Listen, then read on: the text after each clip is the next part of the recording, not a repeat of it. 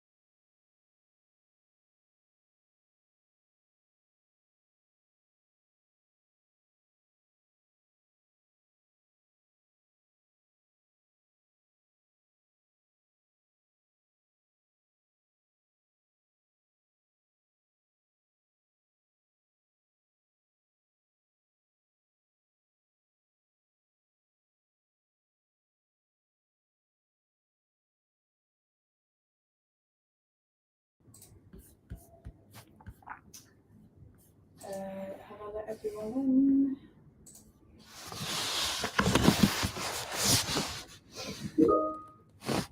This is. So, are you guys ready for today? Let me spotlight us. Let me try to share screen. Okay, brilliant. Sorry, I'm trying to signal to our clinical pharmacist who's going to be joining in a second. And we've got Maria, our healthcare assistant. Okay.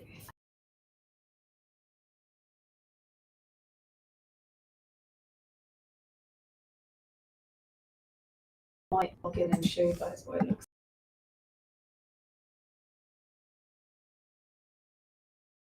like. Perfect.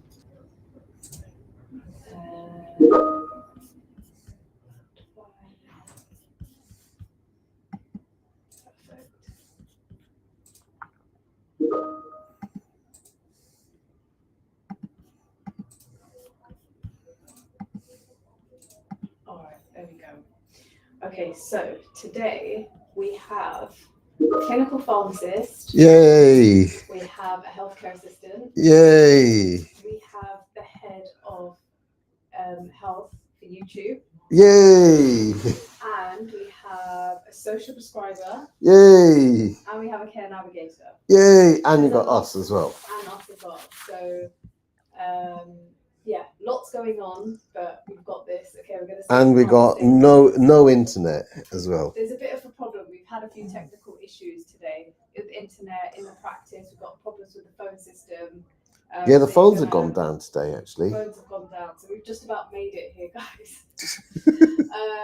One is the work during Motimate. So you have access to Motimate for about a week, so you can submit it whenever you want.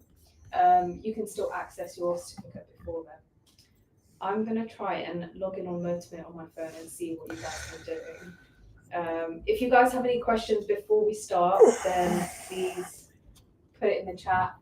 I think Yolanda, you have your hand raised. And Dr. Mahmood was up until middle of the night last night, writing a newsletter.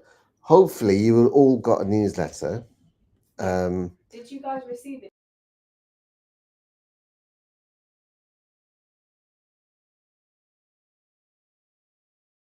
In there, you've got those bits which is basically the live stuff. So you don't need to register. You guys registered in Eventbrite and everything to come along to this, but actually what we're thinking. We can't quite make it work yet, but I think that's Sarah's fault.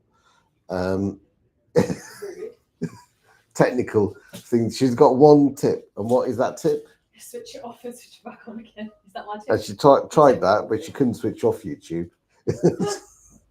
So that's one little. So online stuff. We're going to try to do that regularly.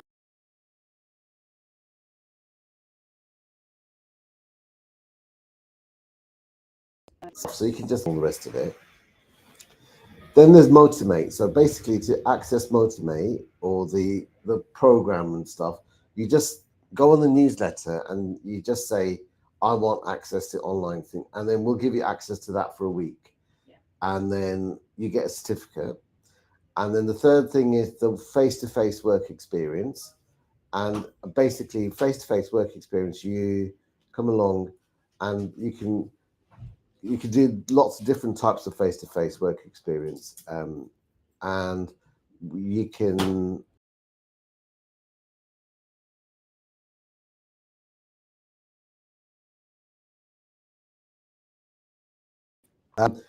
Sonia will send an email out to everybody here, and we'll put it on our social media as well with a link to join up for the newsletter. So if you want face-to-face work experience, we can. If you live near Hounslow, we'll organise that for you, either here at the practice or, along with, somewhere in maybe the hospital, maybe the university or whatever. We'll find somewhere for you. And if you live miles away, we've got loads of people from Birmingham, haven't we? You know what? We had, work experience we did at Brunel. We had people from. Yeah, it's true. To that. We were really surprised. Someone from Manchester. Yeah. From yeah. But actually, there are things that you can get involved in remotely as well. Like, for example, you could answer surveys about the services that you can provide. You can have little workshops where you can think about what services. The NHS is doing a big consultation at the moment about what sort of things how we should support patients in the next 10 years. And actually, we can help support that conversation. So anyway, the point is that there are loads of different things that you can do. Come along and just click on that email that you get, and then say what you're interested in. Guys, who wants to guess who this is? You get like an extra certificate if you get it right.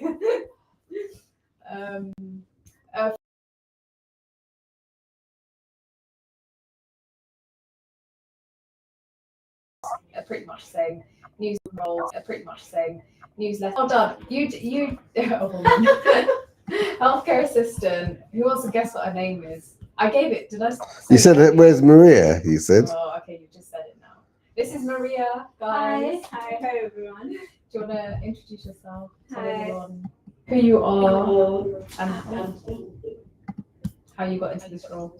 Hello, I'm Maria, and I've been working here for quite some time, and I'm the healthcare assistant. So I've joined the surgery how many years back? 100 years, Maria. At least 100 years. Yeah. So I moved to this country, and I worked in a hospital background before coming here. My kids were small, so I wanted some small job to do. Oh, the people are giving hearts for you on TikTok. Oh, Maria.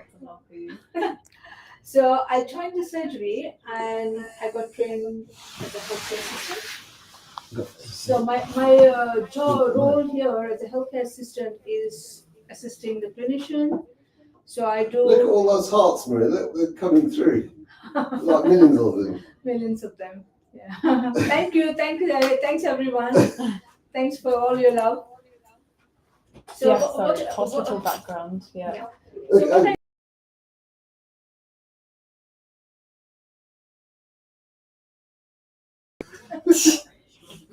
Just for the record, that wasn't me.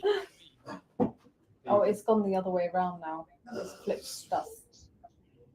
Oh, you need to put your head there. They can't see your face, Dr. Day. They did see it. These guys over right. here. So we're on TikTok and we're on Teams. It doesn't want to show your face. This is Dr. Vin. Hello everyone, how are you? Can you? Oh, look, they're giving him hearts as well. These guys can't see you. You need to come on this side. Come Oh, there to you go. there. And that's Maria, and that's Syra, and that's Tal, one of the doctors. And we've got loads of people. How many people we got? 53 on there, and we've got 113 on TikTok. Lovely. And I'm not sure who we've got on YouTube. I think Vishal's going to be quite upset because, All right. well, when Vishal comes, the YouTube guy, no one talks about TikTok. Yeah. Okay. We're gonna have you hopefully tomorrow.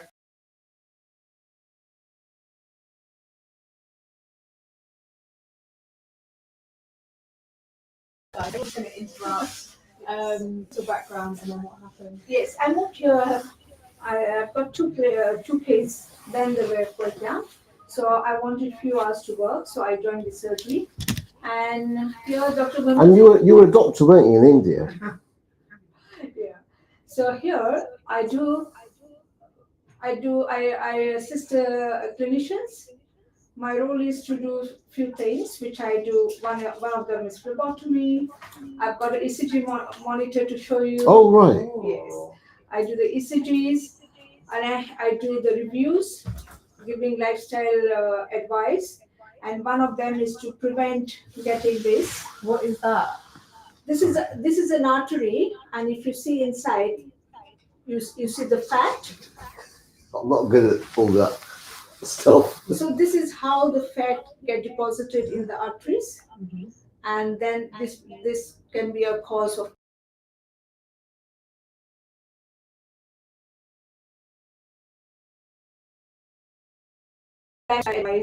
regular exercises. That's one of my part of my job. And what is a heart attack, Maria? Which arteries? The coronary arteries. What are they? Don't blind everybody with science. So we have lateral coronary You're arteries. confusing me already. We have the coronary arteries supplying blood to the heart, and if they are quite small and tiny, and if they get blocked like this, then it's called a heart attack. Oh Did you know that, Sarah? no. Yeah. So not everybody forgets. Everyone thinks arteries. I think arms and legs. Yeah. But actually, the heart itself needs blood to work. Yeah, that's what. When it says heart attack, the heart is deprived of blood. Yeah. So that tissue is dead. Yeah. And that is, it's another word for heart attack is myocardial infarction, isn't it? So myocardial means muscle. Cardio means fun fact here, a bit of Latin for you first thing in the We're morning. gonna test you about this later. Yeah. Myo means muscle. Okay. Cardiac means cardial means It's the heart, muscle of the heart. and infarction means death. Oh my goodness. So myocardial infarction. So that's what How many of happened. you can spell that? So All AKA MI. yeah, you can have a But look. that's what causes heart attack right What there. is that? What is this clogged? Yeah. What's clogged up in there? This So, is all the can- atroma. It's called atroma, the cholesterol, the fat which get deposited, and it destroys the inner lining of the artery. And it's tiny, isn't it? The arteries are quite small. Coronary arteries are very tiny, and it depends upon ethnicity as well. Yeah. Asians are supposed to have smaller Yeah. arteries than that. So they get blocked quite easily. And there's few arteries that supply major arteries, they become smaller arteries. Do you know, we should do a little session on this. This is really interesting. You're doing a session. No, like with images and The graphics images, and yeah. 3D stuff.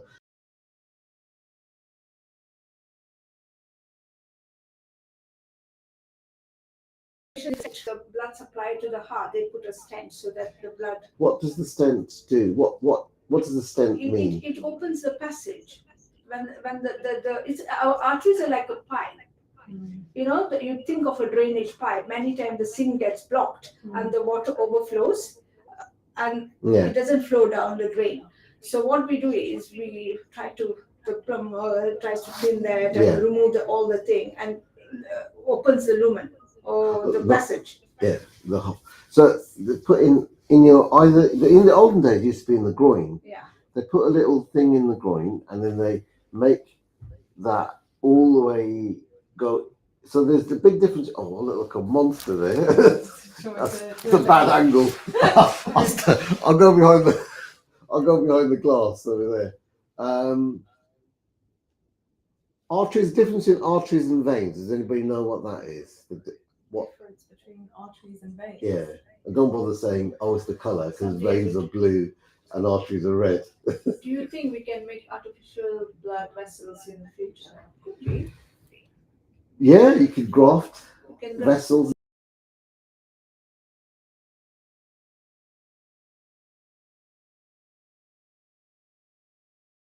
Actually, I think so. They put their a cannula, which means the wire. yeah, a little wire, guide wire first, and they used to go in the groin, and then but now they use it in the arm, and then it goes into the heart, and then they do a dye first, don't they, to look at angiography. yeah. Do you want to explain what that is? Angiography is they put a dye to see where the block is, how Yeah. much is the block, and how is the flow of the blood before they even do the further procedures. Like And then they put in the little. Balloon, What's the I best way to explain the stent? It's something that goes in, which is tiny, but they then pull a little string or something. yeah, And it opens up. It's like the balloon. It opens up. You go on, yeah, It's go and say it. you know when you do DIY and you have those plugs. Yes, Like that? exactly like that. Yeah.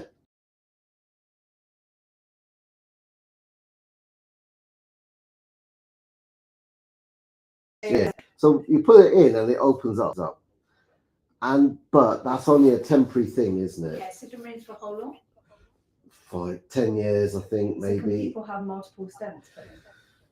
You probably end up not having. They wouldn't keep doing stents. They would So to probably prevent do all these, a cardiac bypass. Do you want to explain? yeah, cardiac bypass. They remove the part and then they do a graft. Yeah. So you basically try to keep that. If you keep this open a little bit longer with the stent, and if that gets tired, and then you have to have a bypass. Like you have to.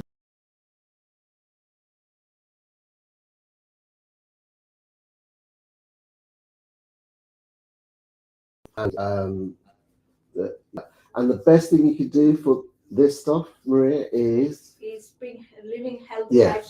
That is what we are promoting. We want everyone to have a healthy lifestyle, young and old. It's easy to say though, isn't it? Yeah. Because all these changes start at a very young age.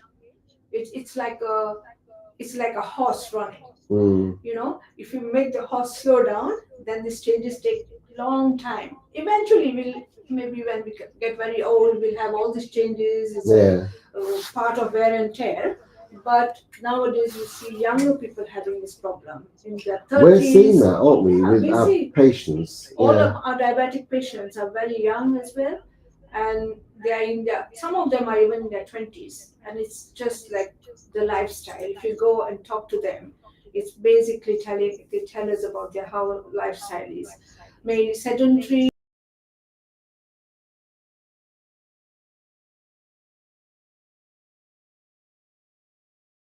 Exercise most technical, coming off the work from the screen, you go back to the screen. So the problem is everybody knows what you should do. It's just like doing it. That's the problem, isn't it? So it's making small changes. You don't have to go to the gym.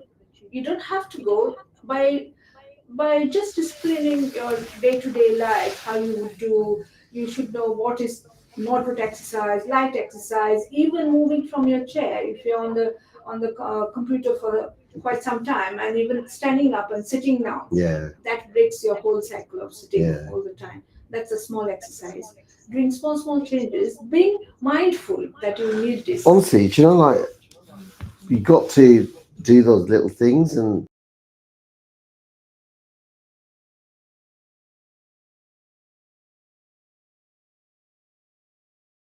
Got everywhere. So, You weren't looking after yourself. Yeah. Just getting up is just a drag. Even like prayers and stuff, you can't like bend your knees properly. It's so you got to just do little. exercise, not like a big trip to the gym and doing this, that, and the other. You Even know, moving just your legs, little even sitting walks. down, just little exercises up and down, even doing just sitting up, getting down, sitting down when you're doing. Now we see patients, we come all the time to call each and every patient. So Yeah, in the olden days, we used to have a button you press and it calls. We do, yeah. So technically, We still have it, but we don't use it. So usually, when you guys go to a GP, you probably see your name appear on the screen, and then it tells you go to room number this. But we didn't do it on purpose. Yeah, we stopped working one day. And also, it was COVID time. We did have to come out and call the patient. There was a direction, one patient going in one direction, coming out. So there were lots of restrictions. So we got used to it, and we worked quite a lot. Yeah. Whole day coming out and calling the patient. Yeah. Got some questions there for you, Maria.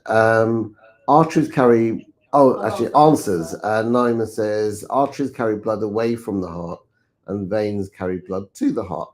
Yeah. Top marks there. Top We marks. give you very That's good. Right. And how do they carry? How Also, that somebody else. I think a man said veins have valves. Right. To protect. Brains, that's how it works against the gravity. The blood has to be pushed from your lower limb, from your legs, from your foot to your heart. So it's the valves. As soon as the muscle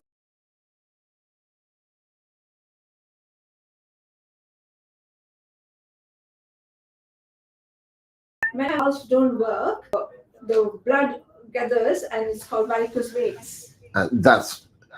We should have asked them that question, isn't it? Without giving them the answers. Yeah. Genetic factors is a factor, isn't it? Like Yes. some people are more at risk of having the atherosclerosis that you kind of outlined. Some may be having a family, the genetic, like familial hypercholesterolemia.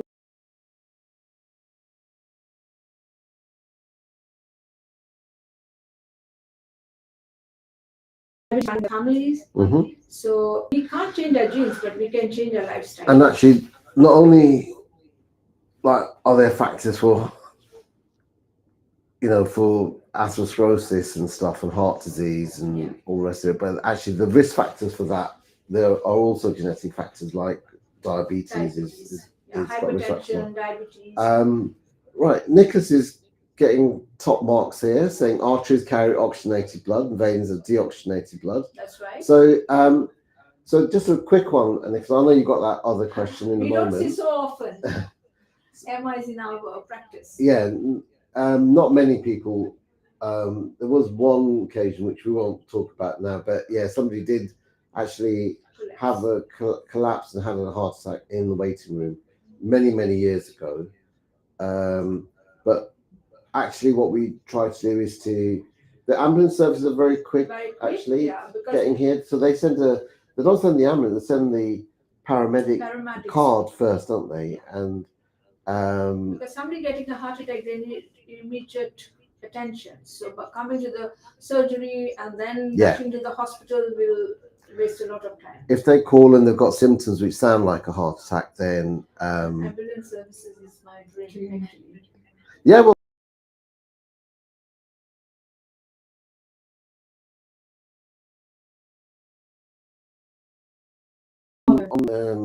in an ambulance. Let's try to sort that out. Just really quick on Nicholas about the blood. Think of it like a figure of 8. That's how I always remember it. So you got your heart in the middle, and then like that's your heart, and then that's your body, and then that's your lungs. And so basically blood goes into the lungs, gets oxygen, back into the heart, and then into the body, and gets rid of the oxygen. And the pieces use the oxygen, goes back to the heart, back to the lung, gets more oxygen. So yeah, think of it like a little 8 with a heart in the middle. It's like a little circuit. 2 circuits, yeah. One lot are oxygenated blood. All right, and let me ask you a quick question. So pulmonary artery, pulmonary vein. Which arteries? We shouldn't give them too many clues. Which artery? So arteries generally, Nicholas, you're right. Arteries carry oxygenated blood, and veins carry deoxygenated blood. which arteries carry deoxygenated blood? Oh, they're too clever, aren't they? Are you guys Googling?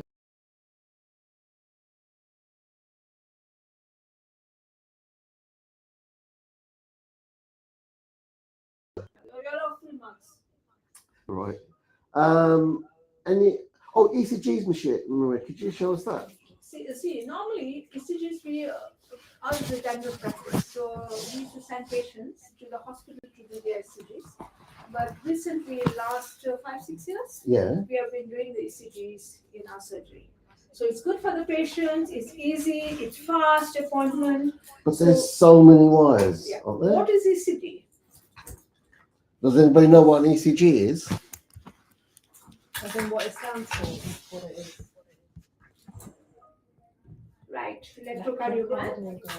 Does it requires electricity? Oh, good question. Does it require electricity? Yes, no's, maybe. These guys are quickly Googling it. They're not. You have to- So let's guess. So As in, does it require, like, as It in, doesn't does need it to be pass plugged through? in. pass electricity Does to the it body? pass? Does it pass electricity through the body? I mean, Come on, there's guys, an E yes in or there, no? isn't I can there? do Annie says no. No. It causes electrical signals in the heart. So I see. Is that a yes or a no? Come on, guys. This. I think you need to go. Into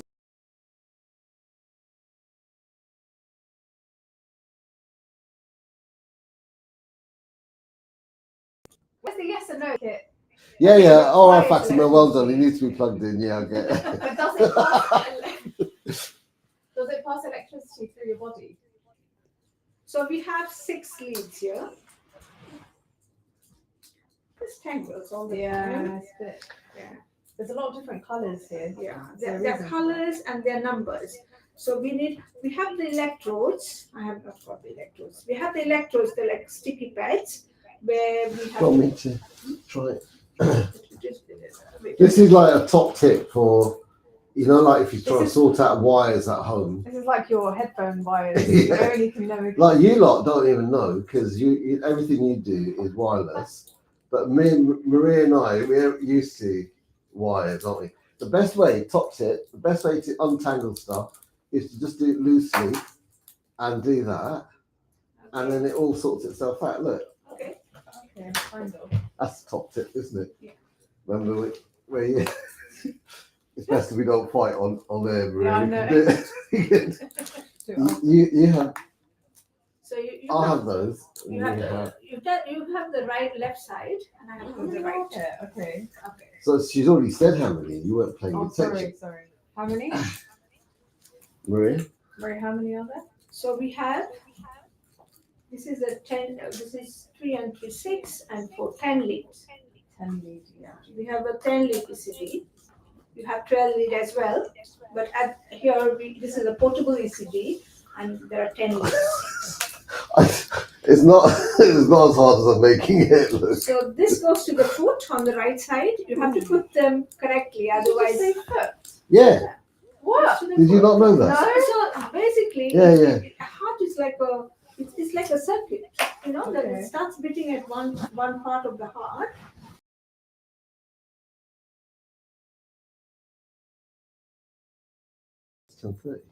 Yeah. Like a pump. So this is the electric sort of the heart.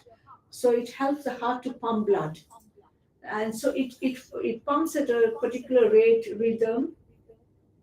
Yeah, so we are listening, Maria. So that's why this I use at different from the foot to the arms. So it's the whole circuit. So this goes to the foot, this goes to the right arm, and this is on the right side of the heart. So we have 3 electrodes, and then you have the left side. Yeah. Oh, sorry. This is the left foot. Yeah. And left arm, and then we have the left of the heart. It just takes. And so you got a bunch of around the heart. Electrics, Yeah. So this. So sorry, Maria. is What was the answer to is there electrics in the ECG? No, What we don't pass electricity. generally we tend not to.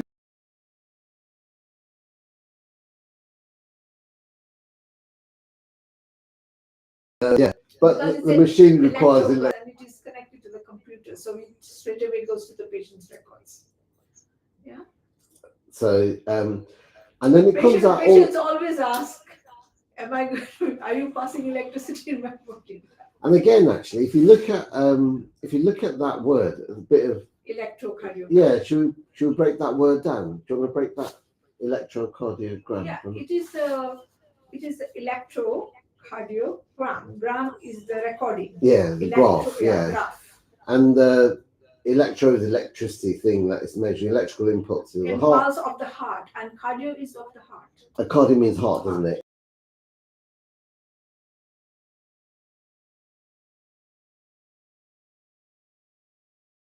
Cardiology is a specialist of cardiac.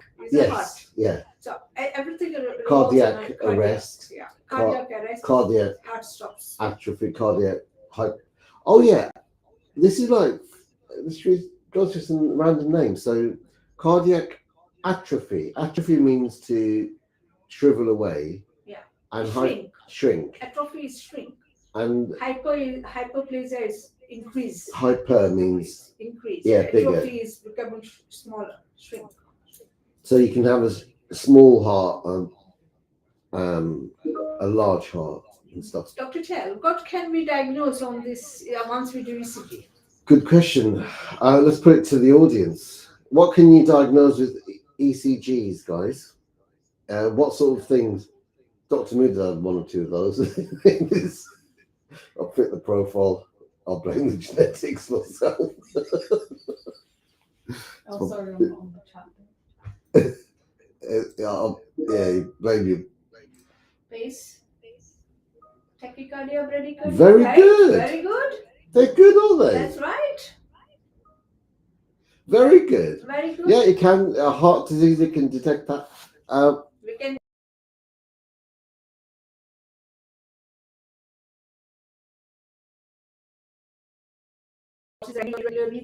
If there are cardiac blocks, atrial fibrillations, that's very common we see. And that's a funny one, isn't it? It's irregularly irregular. There are some things that are irregular, but they're regularly irregular. But the AF is irregularly. Sorry, that makes sense. It beats. It's like all over the place. Yeah.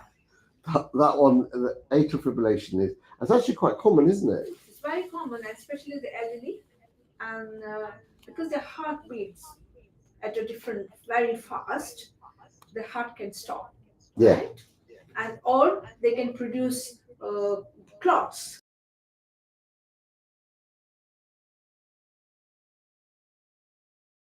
Small clots can cause small clots or stroke.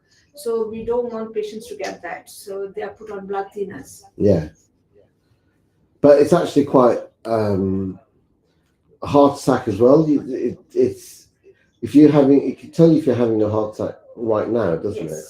But sometimes it doesn't. It doesn't. Mm. If patient just had a heart attack, it may not show. It may take some time to show. And the other thing, who said heart disease, Asil? Very good answers for me. Also, we do this in patients with particular medications. Also check side effects, especially mental health patients. We need who are on medication, antipsychotics, this ECG, just to find out if they have any side effects of them. And normally okay. So that is actually more prevention, isn't it? Rather than trying to make. So ECGs can be done prevention and cure. And actually, it's not even if sometimes like footballers, aren't they? They just like collapse on the football pitch. That's happened like a few times, and that is because of the rhythm problems or heart problems and stuff. Let's have a look. So, any top tips for these guys, Maria? thinking about working in the NHS? It's very nice to work in NHS. I think your whole family works in the NHS, doesn't it? Apart That's from right. Apart from my son. That's right.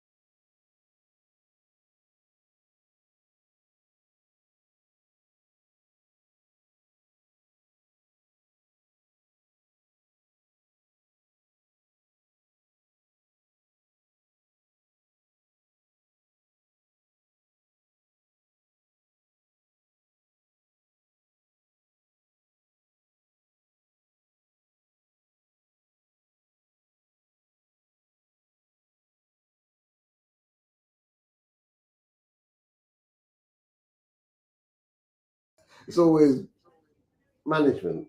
That's so mean. It's so true. No, it's not. Yeah, it Who does is. all the work? Who set all this up? Well, nothing's working, is it? nothing's, It's working. nothing's working. Anyway,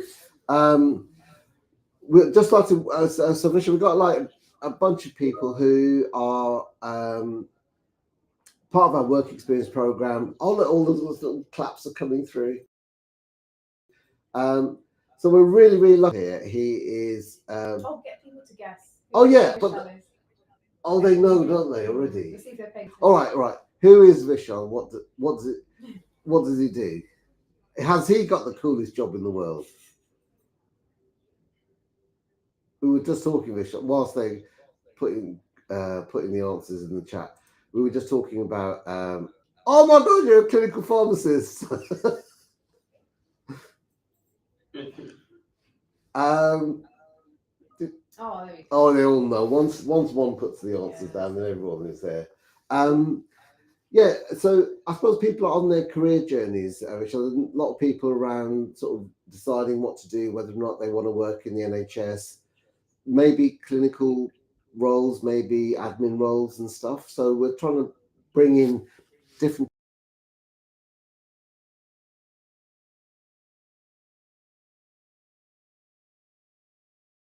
Interesting to feel your story, how you ended up where you've ended up, and the second thing is thinking about technology in healthcare, like how can we use platforms like YouTube more in healthcare. So yeah, if you just give us a little outline of how you became got this legendary job. So that's been quite a zigzagging journey. So hello everyone, nice to meet all of you. My story in a nutshell is that I was a clinician, so went to medical school at UCL and then did my first 2 years of foundation year training in the NHS, rotating through various different specialties, spending time in Kent in the William Harvey Hospital, and then I spent time at King's College London Hospital. And so I did GP rotations, I did I did surgery, I did care of the elderly, diabetes, lots of different things. I think the really good thing about the way that medicine is set up in this country, the training program, is that you get that really valuable chance to rotate through different specialties in the first 2 years. So you usually get at least 6 exposure to at least 6.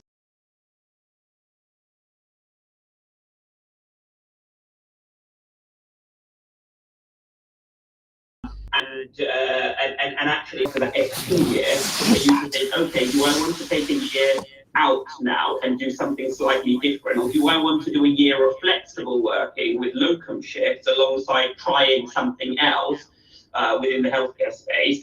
I think when I left medicine after F2, it was a little bit more binary. It's like you either stay or you go. It is very much more flexible now. So, the path that I took isn't necessarily the path worth taking now to say, oh, actually, I didn't really enjoy medicine as much as practicing it or improving healthcare from a different angle. Let me go and do that full time. That's what I did. I always thought I would be a GP. And I still think there's lots of merits of being a GP, actually. And I think things ebb and flow in your career. I don't think there's ever a decision that you make and you're like, yeah, that was obviously the right decision. So I then made that call to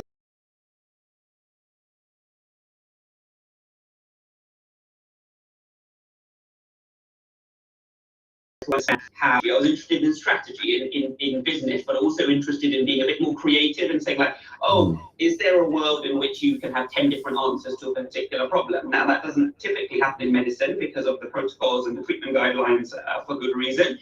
So I thought, is there a way of doing that? So then I discovered business consulting or management consulting, where you basically go and help businesses solve their problems. So maybe that business, it could be a healthcare business, or it could be, let's take a GP clinic. They're ready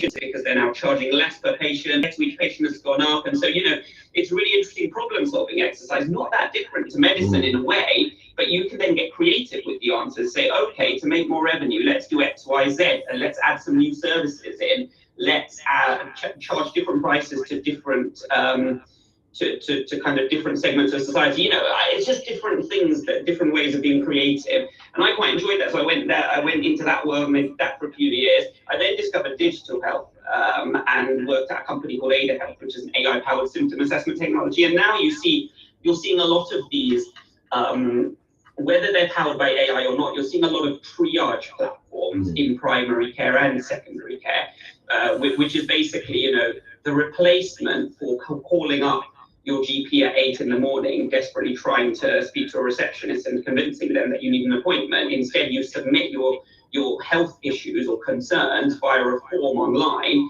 that is then reviewed by the doctors and the clinical team in the GP clinic, and they will decide based on your responses whether this is an urgent query and needs to be seen the same day, or whether they could actually tell you to come back in 2 or 3 days, or actually it's a real big emergency and you need to be going to A&E. And so that can all be done without having to wait on the phone, without having to speak to a receptionist who will then put you through to a doctor, etc., etc. So, that's effectively what I was working on. One of the companies doing that, what we call care navigation, and more broadly, you'd label that as digital transformation of healthcare, which is a really interesting area. So, whatever you guys end up doing in medicine, and hopefully you guys will go into medical school, and you become kind of clinicians.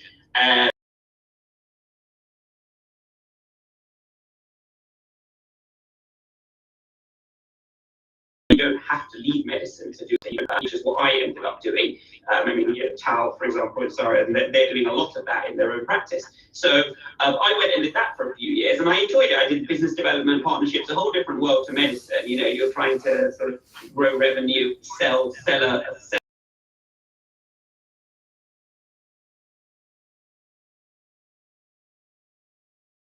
And then setting up a health team.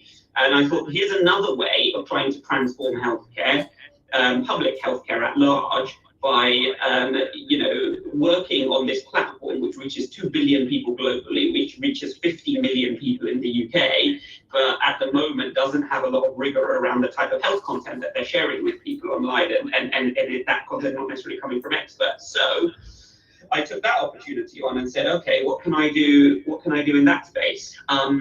Can you guys still hear me, by the way? Because I know Tal's frozen for me. We can hear you, but we can't. You're not moving much as much as you normally do. But we can certainly hear you. Yeah, I'm frozen, haven't I? I think my you're frozen, but we can still hear you, so that's all good. Yeah. Okay, fine. All right, good stuff. So yeah, then I went and joined YouTube, and I've been here for the last 3.5 years. I've been working very closely with the NHS, both at the individual hospital and GP clinic level, as well as national bodies, with Department of Health and Social Care, with lots of individual doctors as well, who are really interested in creating health content on YouTube, because it exercises that more creative part of their brain. So that's what I've been doing for the last few years. And so it's been an interesting journey, and I do still think, what would it be like to be a doctor? Because what I'm doing is trying to improve healthcare and have a positive impact on society. And so, I think that there's a lot of what I've learned could be taken back to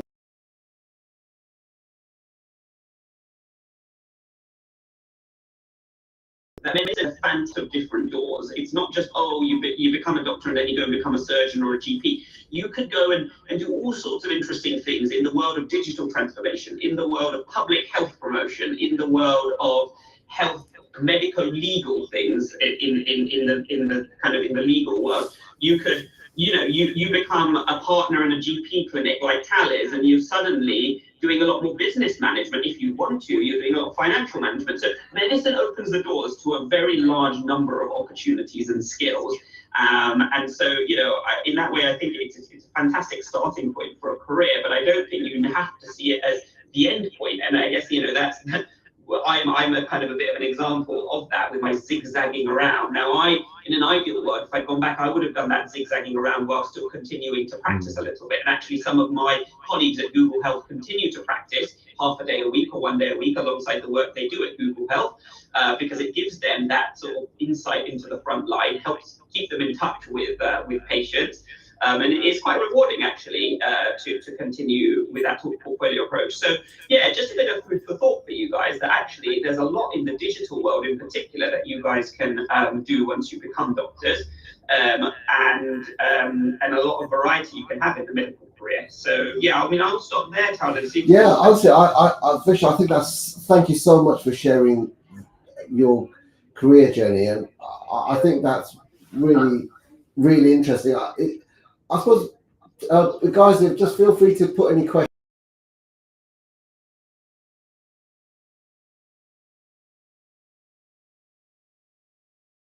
For me, Michelle, I just want, how did you cope with adversity? You know, like that's what we're discussing as the theme, because some of the people who've joined our work experience program, they really struggle. They get a lot of knockbacks. That, you know, English might be a second language. They may not have access to, you know, work experience. They might not really be able to, you know, and they might be working as well at the same time.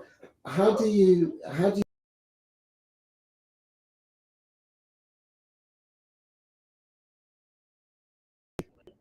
when I was at medical school, I think if you think back to, you know, just sort of around medical school time, around when you were a bit younger. Yeah, so it's,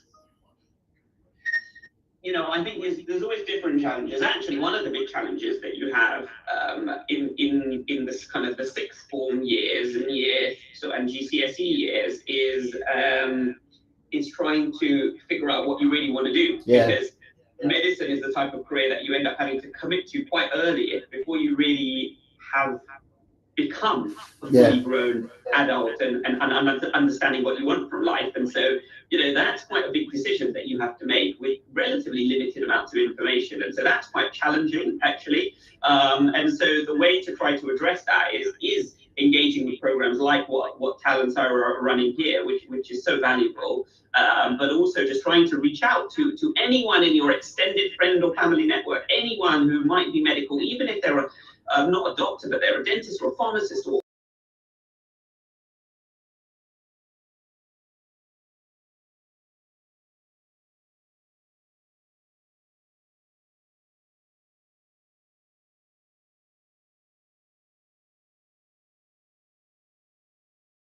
you know, working as a practice manager at a GP clinic or receptionist, whatever it is, or even and then you know, other things, the diversity is like getting in. I syndrome sometimes people they're like, oh, I couldn't possibly go to medical school. People going to medical school are so clever and things like that. And you know, the reality is actually we're all just humans. So again, just meeting someone like Tal or myself and saying, we're all just humans. We've all failed. We've all messed up. Like, I was terrible at maths at school, to be honest. I mean, I never considered doing maths as an A level. I would not even have been allowed probably in my school to have done it as an example. So you know, and I hated biology actually. I just did it because I had to for medicine.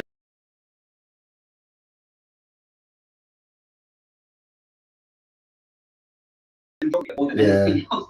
And trying to break down this myth that to be a doctor you have to be some super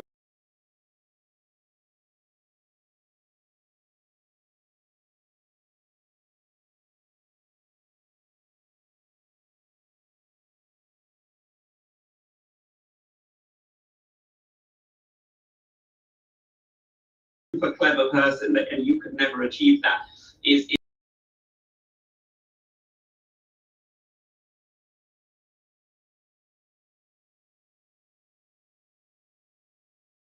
in a room speaking to 20, 30 patients every single day, pouring out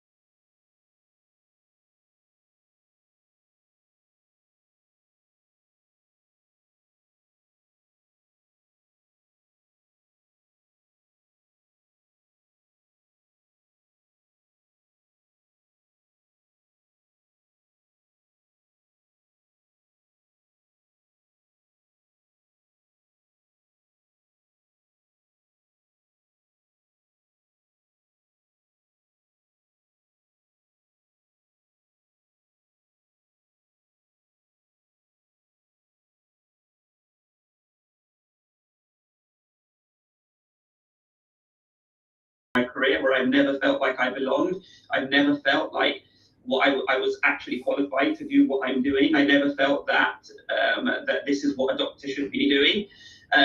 But I've done it anyway, you know, because it's just new experiences and it's fun and rewarding, but it's hard as well. So yeah, I would just be brave and then, you know, be curious. I would say be brave and be curious are the two things I would say about the opportunities that are out there beyond the linear path of being a doctor in X specialty and becoming a consultant or a GP partner and then not doing anything else. Maybe look at the other things you could do alongside that. I think that's a beautiful answer, actually, Vishal, because I think people are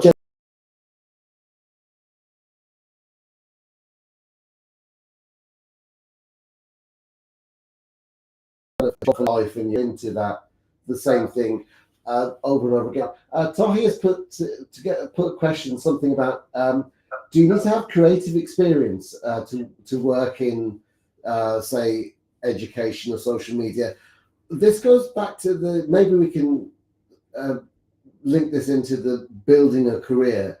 So if you were in healthcare or if you were thinking about working in the NHS and you like creative stuff, making things and stuff, you don't need to have a certificate or anything, do you? You presumably can just test and try things concurrently and see whether you like it or not. That's developing a portfolio career. That's something you'd support, isn't it? So encourage. Yeah, absolutely. So, you know, I think there are certain things that you can do formally. Yeah. And then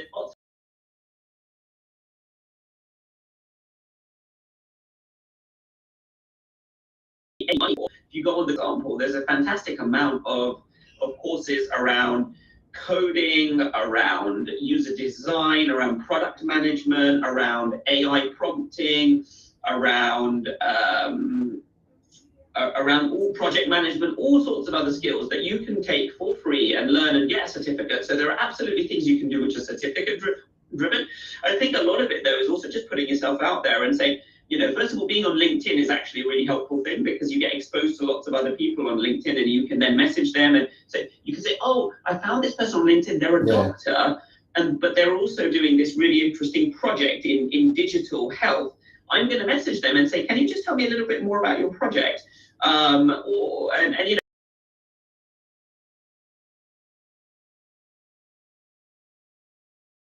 know, it's fine, but can you share a little bit to learn more about your project or learn more about your work? And that I'm sure they will be more than happy to do. So there's always a way, but you need to be curious and put yourself out there and reach out to people, meet people, message them, you know, and go to events where you can then go up to people and chat to them and learn things. I think that's one of the best ways of doing it. And just briefly, Vishal, the role of platforms like YouTube in the next few years, if we look at other industries, they're obviously taking on social media a lot more than perhaps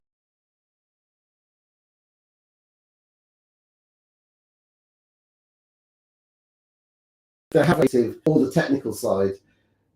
A platform like YouTube is a great place to kind of produce some content or look for content to learn and develop.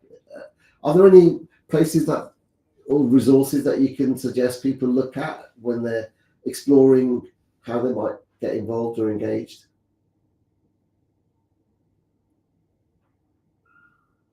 Oh, we lost you. We lost him. Oh. Can everyone else hear us? Might be our No, connection. it's probably Vishal. He's honestly, he is amazing. I think he's so passionate. He's so passionate, and he's just really encouraging. And I think one of the key things is that he is saying, just try something. Yeah. It's okay. If it might not work out, it might do. But yeah, but for somebody to go from all those different career things, they must have gone through loads of uncertainty and stuff, and to still, just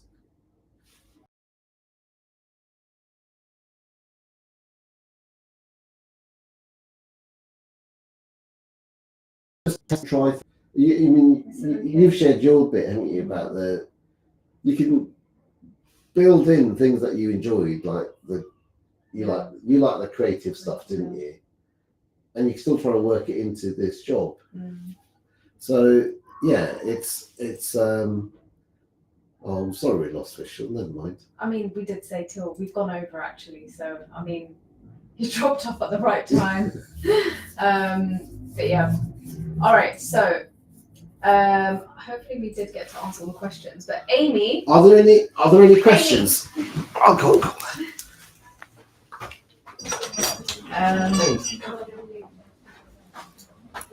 So who do you think this is, guys? Yeah, a quiz.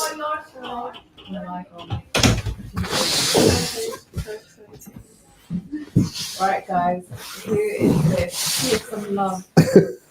Hi. 3 cameras all at the same time. I know, it's a Different lot, isn't it? angles. We haven't got the lights on today. Oh my goodness! That's Sorry. okay, it's okay. Oh, leave it off, Tal. Okay. Tal, leave it.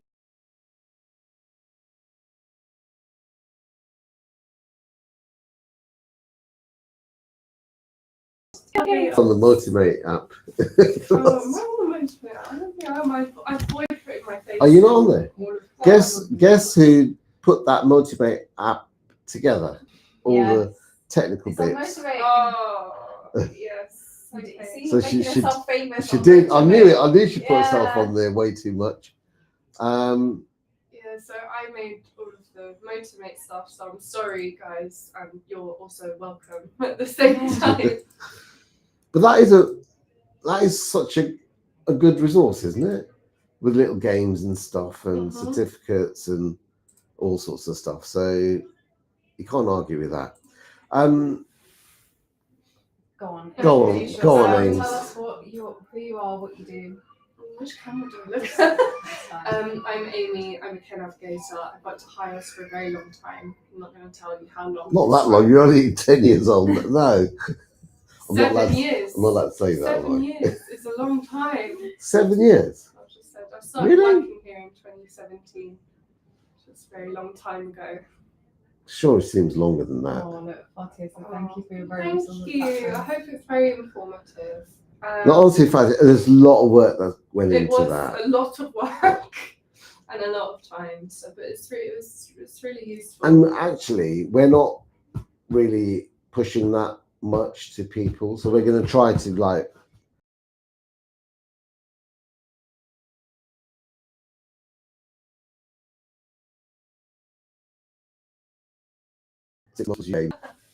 Yeah. Dust it down, make Dust sure it everything's down, all make sure working. everything's working. Yeah, the certificate's the most important part. Anyway, It's not the certificate, is it? It's what. How did you make Motivate? Oh, I did not do. I designed all of the content, Which is the hardest bit. which is the hard. So Motivate is its own platform, and then I created all of the content behind it, using our website and a mix of like my own ideas and things like that.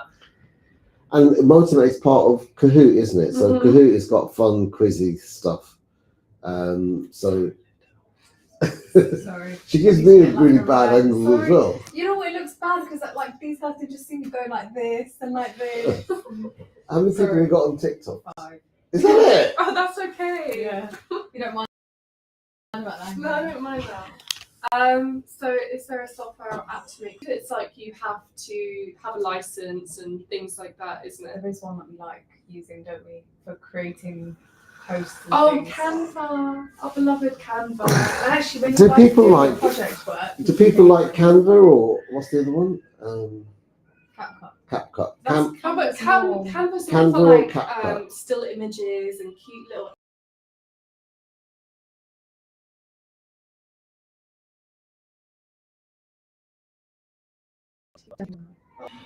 All right. So what is a care Sorry, I should navigator? probably talk about myself. Haven't done enough of that yet, Yeah. Or which is any rare of for that? me. Any of that? A care navigator is a upgraded version of a GP receptionist. So we do the same roles, so we take calls, but we have a heightened sense of responsibility. So we have to triage all of our calls with a GP. Oh, what does triage mean? So we ask a series of questions. It can be about the patient's symptoms.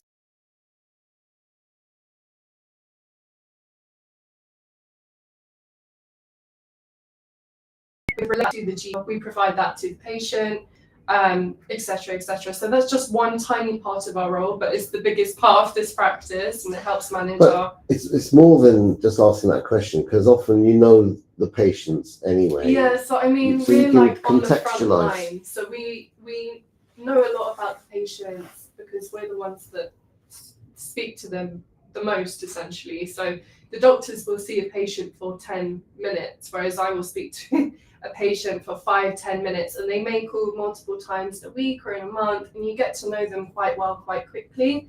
So often I'm able to give the doctors some sort of sense of what's going on outside. So it might be something about their personal life or something like that. And Maria was saying that actually. Actually, all of us have been here a while, haven't we? Yeah, that's true. So, sorry, did you not get hair and makeup done? I see you got your nails Is done that- Yeah, Amy, can I ask you, how do you type with those nails? though. There's a bit of so I like acrylics. Not that anyone cares about this at all. Oh, So they're not your real nails. They're not my real nails. What? No. So it's quite complicated, isn't it? It's like trying to navigate.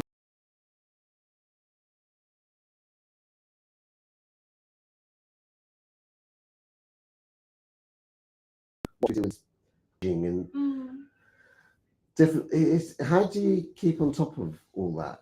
I read Cyrus' emails, Cal. Oh, right, okay. So everyone who She emails. I didn't know she emailed I anyone. read all of Cyrus' emails. So a lot of the time when changes happen in regards to referrals, which is an important thing, it's a letter to the hospital for a certain consultant to see the patient. So often there's always updates about things and how will it be accepted and what criteria we need to meet in order to do the referral. And often there's a thing called a GP bulletin. So I read it. Often I'm the only one that reads it, and then We all read that. Sure. And then I'll send it across to so I will keep an eye on the referrals, see if there's any criteria that's missed. If there is, then I'll send it across to the GPs. Amy has a nickname in the practice. She's called the referral queen. Yeah. Anyone who has questions about referrals and don't know where. But I think I taught her.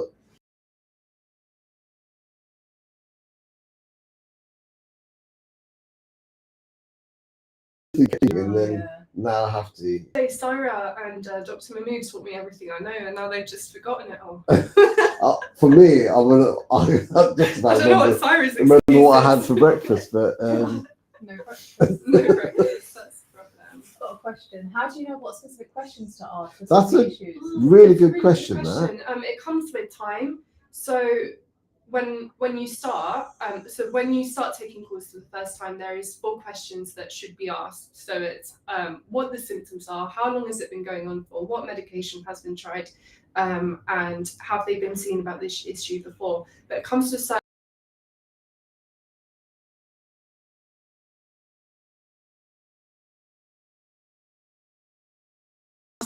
to the urine infection, you need to ask about fevers or any tremors or tremors is shaking, anything like that, just to determine where the patient is and what in terms of their health is. So the doctors will ask that the first few times, but it comes to a point where you start remembering all of the questions that need to be asked, so you relay that to the patient as well. So again, it's time and being taught different things and different questions that need to be asked. How does the self-referral things work? That depends on where you're being referred to. So we have a service where we are in Hounslow called Healthy Hounslow. So it's an online service where patients themselves can refer for things like stop smoking. Oh, should we ask programs. them? Should we ask them what they think they can refer themselves for? Okay. Yeah. What do you think you can refer your? So, smoking. We said fine. What other services do you reckon patients can refer themselves for? There's some that you wouldn't expect, actually. Mental health is a good one. 5 extra points if you know what that's called. What Quick, called? go on Google. The self-referral, Yeah, alcohol and drug use, yes, you can Yeah. self-refer for. the mental health, the counselling service. What? Say that, yeah. But Sorry. they've changed their name, haven't they? No, it's still the same, isn't it?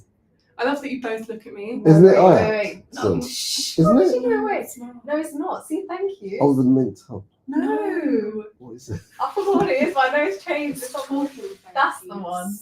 Guys, When did this it is- change? What would you do without me? This is the When did it problem. change to talking A therapy? long time ago. I mean, this is.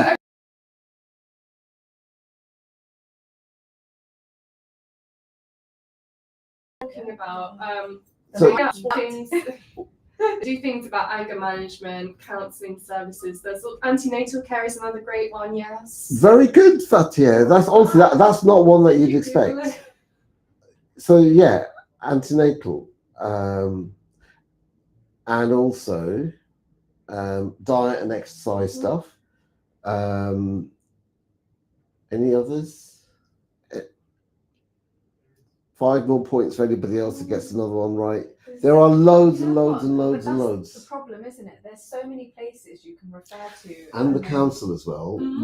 We were chatting with the council the other day. They've got like millions of things going on.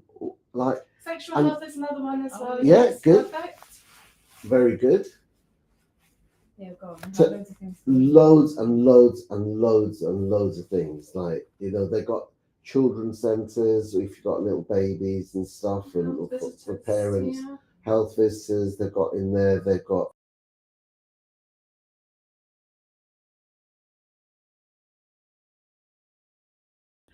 generally. So you can refer to, you could self-refer to IAPT for like different chronic conditions and help managing that mentally. For example, like my brother, he is with IAPT for managing his condition on both sides. So Yeah. there is that They're available. all like apps and Yeah, cool. Yes.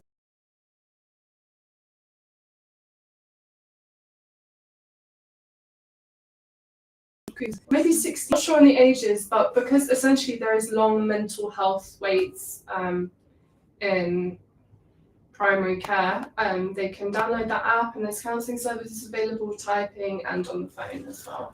And also like termination of pregnancy if you want to Termination of have pregnancy. that. Yeah, loads of different things, and yeah.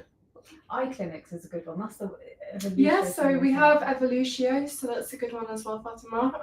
Evolutio, so we can send a text message to the patient and they can call. So physiotherapy, is that self-referral or not? I don't Some think it is. places do. Some places do. We Not don't, do us we? at the moment, no. But if you think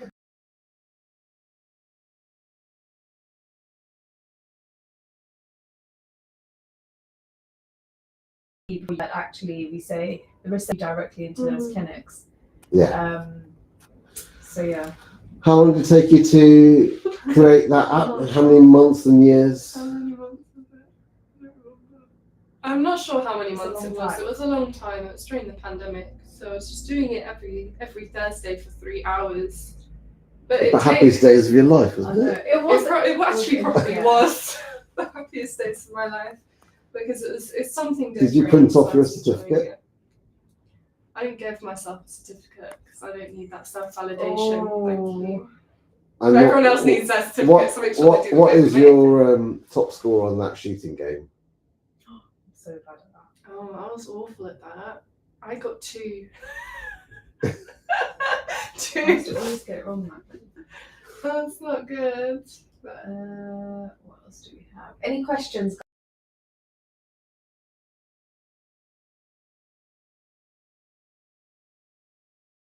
And stuff. It could be. I What is your dog called? Betsy.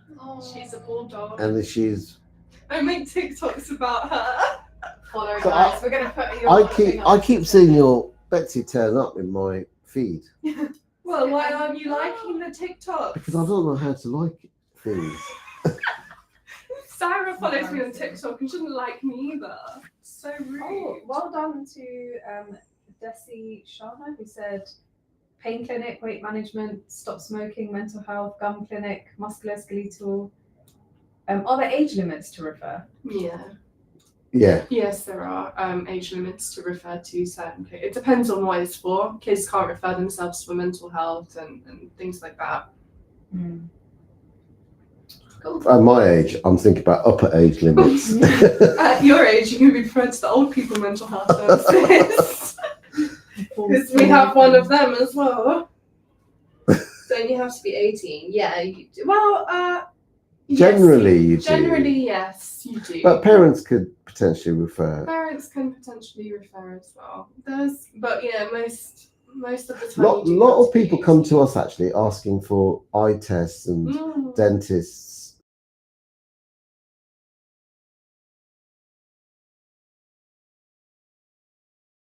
GP or to the eye clinic or A&E or the opticians. Well done, guys. Well done. Very good, very good. How about the ADHD self-referral? That is. So first is not a self-referral, is it? Complicated.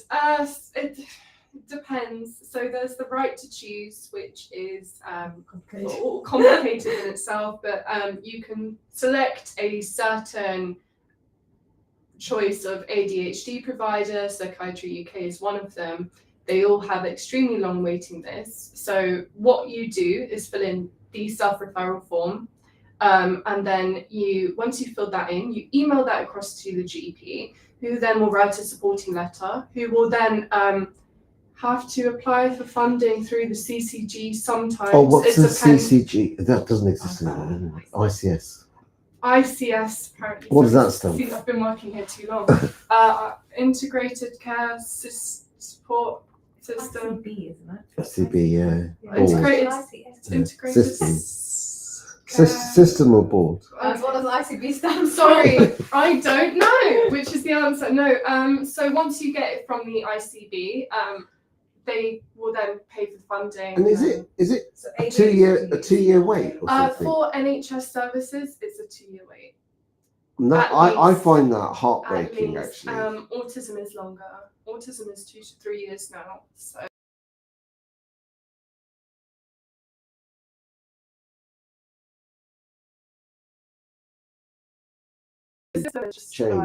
People now come to the realization that they have more traits and they think that they may need to have that diagnosis now because of the awareness that's being made by social media. And I think I'll deal with those high cases and that high volume. So now patients are having to wait even longer. I think they're still clearing things up from the last bits of the pandemic as well. And mental health services are flat out, aren't they? So. Yes. Yeah, mental health services are completely flat out. There's long waits, and it's just going to get longer and longer until they work out what they want to do with the system. How does that impact your role? It's frustrating on our end because obviously patients are frustrated and they're upset because they don't get the help that they necessarily need, and we can't really do anything about it. And that's the frank truth. Like once we do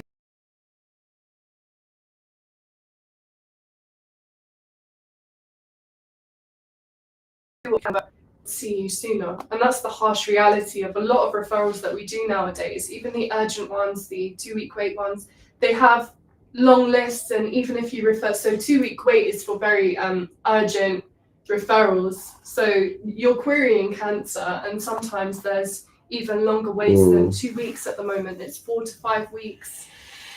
We can't do anything about it, and it's very frustrating for us because we want to help. This is why we're all here. We want to help, and we want to make sure that you're all okay. It's just hard because we really can't do anything. And people get more unwell, don't they, whilst they're waiting? Yeah. So, and you feel a bit helpless. You do. It's one of the hard, and it's hard for you as a doctor, and it's hard for us as the administrative staff, because it's one thing to write the letter and send it, but for us then to explain it, and for a patient who's in pain to understand that they have to wait 8 to 10 to 12 months in order to be seen, in order to even have that, because being seen doesn't mean you're being helped. Being seen is the first step. That Yeah. might be requesting for an investigation such Yeah, as an which then MRI. takes a few more Or months. which then will take Yeah. more months to wait for that MRI, and then after that it takes more months to have that MRI result filed and then seen again. So it's just a system that is very frustrating. My wife needed to see a neurologist or something, and took 9 months, and then we've got patients who say waiting for a knee replacement Yeah. or something, and that can be years, can't it? So, and actually they can't climb stairs, they can't walk, go out, and then they put on weight, and then they, And then we can end get up in heart that problems. frustration of like, if they're in so much pain, then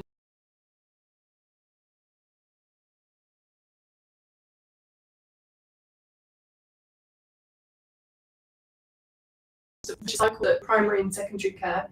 I don't want to talk too much about it, but we do have a lot of communication issues as well, which don't really help things. And I think it's becoming an inherent struggle for people. Like, I've worked here for a long time, so you kind of know how to explain it, but there's staff members who haven't been working here as long.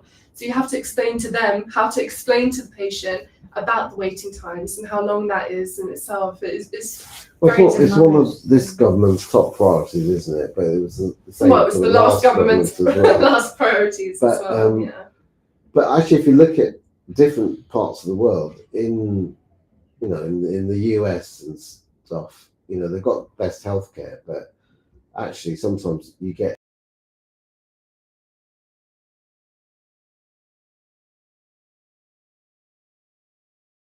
Or it's Obamacare or whatever or whatever it is now. And even in Canada, there's not enough MRIs to go around. They're in the same system as ours. Yeah. Whereas they're waiting months and months and months. And it's not even just an NHS thing, it's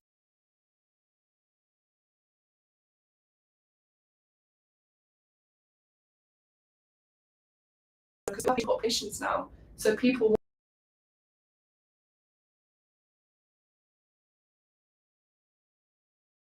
well, no, I think they're in billions, 1 point something billion pounds for diagnostics for scans and stuff. West Mid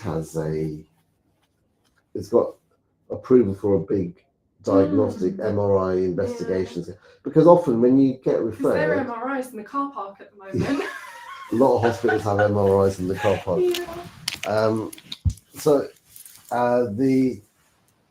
But actually that is the bottleneck sometimes. So if you're waiting for your scan, then until you've got that scan, you haven't got a diagnosis. Yes. So a lot of patients are turning private, but even then, so I don't think that's fair, that's not is the it? answer. Because even if they get an MRI, we're not meant to interpret those MRIs. So they're just stuck waiting with this MRI that we can't do anything.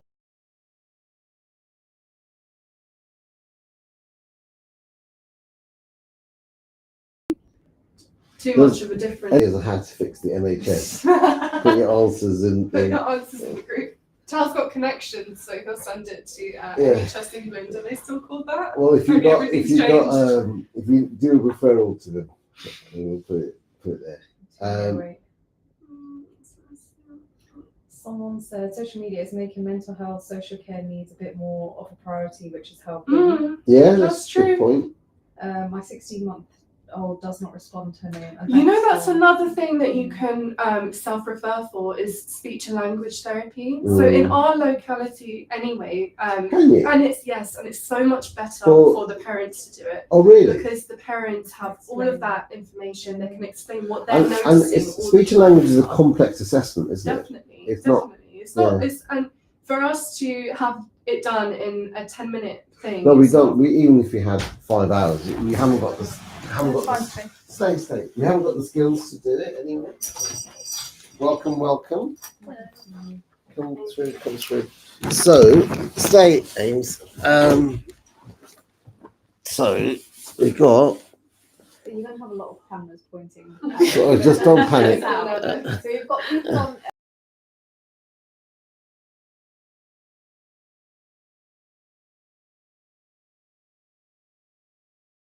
I'll just come. Got 4 people watching. Oh no, it's Four is 4 more than we had a minute ago. We had 80 at one point. Oh, good. but they've all left. They all left after I started talking. Okay, sorry. I'm glad you came because we were spiraling downhill. Weren't we? Into the depression zone of the NHS. Oh no. We're So- asking for what the answer is and how to fix the NHS. Everyone's gone very quiet. This is a hard thing to fix. Right, fine. So, Ames, any top tips? So Vishal was saying, career-wise, thinking about trying different things and like being okay with being a little bit uncomfortable about.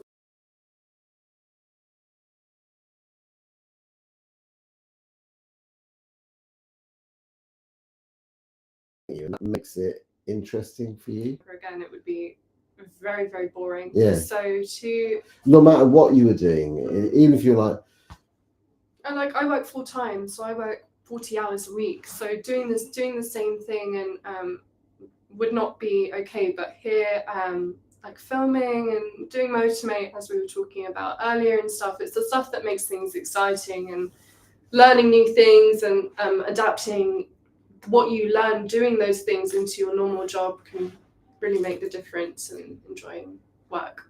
So and actually, whatever you're doing, your job can help with this, those new things that you're trying, and the new things that you're trying can help the job that you're it can doing do now. both, So it's like, cross fertilization. So it kind of works both ways, doesn't it? And it gets you through the day as well. It does. So, so Vishal said he doesn't know have grand designs about his future career. I'm not entirely sure. You're not sure. Do you have any like a very clear vision of what you'll be doing when you're 80 years old? I was going to say 18. I'm still going to be working at 80. You will have the luxury of being. You have the You luxury. will, yeah. You have the luxury of retiring. By the Yeah. time we're 80, I'm going to have no pension. I'm going to have nothing. So I'll be working. So I better make sure I enjoy my You'll job. be at a least. robot at 80. You'll be- Has anyone watched Futurama? You know when you cut off the heads of people? Oh, you put them in jars. That's what I'm going to do at 80. Just someone controlling me with a remote control. But yeah, be working with your eyebrows. Oh. Yeah, exactly. That's what I'm going to be doing at 80. That's my life goal.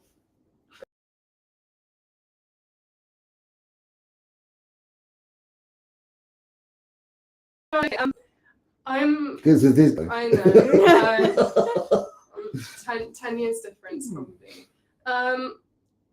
I do want to do something else. I've been in talks with Dr. Mahmood and Sarah about maybe moving away from what I'm doing at the moment into working more for the working with the PCN. What's the PCN? Primary Care Network. Oh, I should have asked them. But anyway. Actually, that's could have been a nice segue for you. Oh, I'm sorry.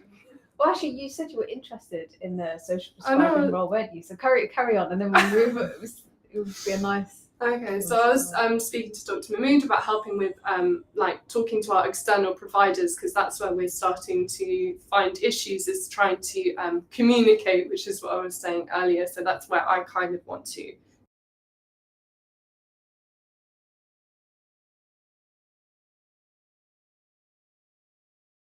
No. What is the social Dun dun dun.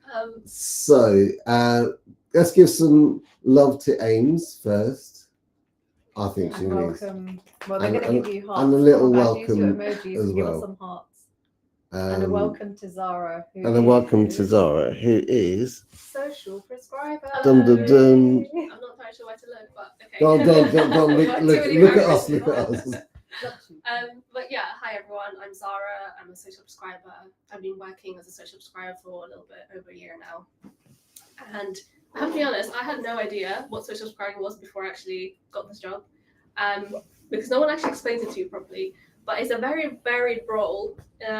You get the chance to really get to know the patient, and you sort of help them more on the social side of things. So when you go to a GP, it's all medical, and people don't usually have social issues that are sorted out in the GP because there's no time and there's no people trying to do that. So that's where we come in. And then we do like an assessment of the patient, sort of ask them, what issues they have in their life. So we have a bunch of questions that we ask them about their lifestyle, about their well-being.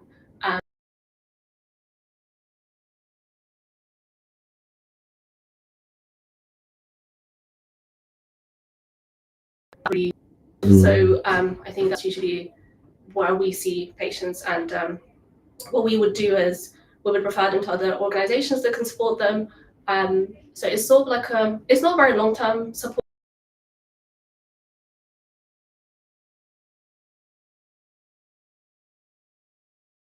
And see how they're doing. Patients to fulfill that goal. Do they hear from the referral that we made?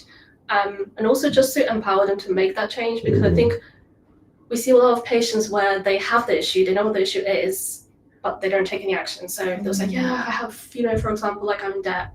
Yeah, they haven't taken any action to actually sort that out. It gets worse and worse and worse from there. So we're sort of there to like push them, like, okay, let's take in steps. Step one, what are you going to do? Go to this organization, they can speak with you and give you some support, and then we'll take it from there. So that's usually what we do. It's a role that you will see so many different things. Yeah, because it's not a like piece of string, isn't it? Like, no, because it depends on your background, your skills, and then absolutely. whatever the patient needs. Yeah, so many different people. For example, last week I was working with someone who left prison.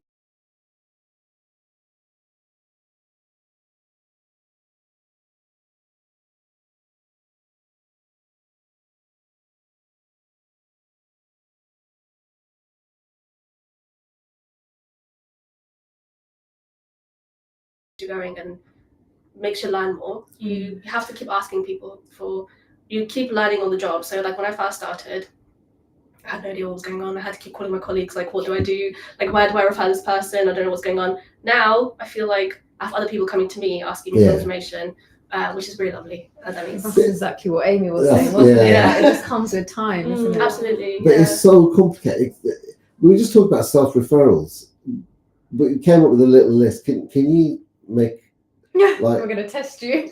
what sort of self-referrals can patients? A lot of things. The NHS is so complicated. Yeah. People don't know. I don't know quite where to refer people to, but yeah. Self-referrals, you can self-refer to lots of places, can't you? Yeah, absolutely. I think we get two types of patients. You get those that we would really encourage for them to do their own referral, because we don't want to be like depend on you. Yeah, exactly. We want them to be independent and do everything themselves. But you do get patients that, for example, elderly, they want to have access to the internet or don't know how to use the computer, so like we would help them with that, but to an extent. So we won't be able to do like long application forms for them. For example, a lot of people have long-term disabilities that need to apply for like PIP applications. We can't do that, but we do. We will refer them to other organisations that can support. But places like talking therapies, for example.